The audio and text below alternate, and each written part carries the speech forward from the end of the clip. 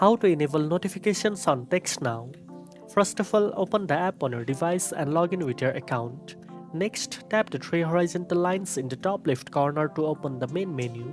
From the menu, select Settings to access all your app preferences and options. Scroll down and tap on Notifications to view the notification settings for TextNow. Make sure that Show Notifications is turned on.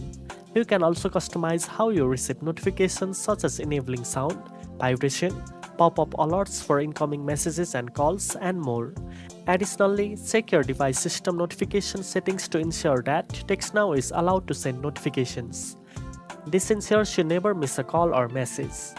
Now you know how to enable notifications on TextNow so that you can stay updated on every message and call. If you found this video helpful, don't forget to like, share and subscribe for more tech tips. Thanks for watching, and I'll see you in the next one.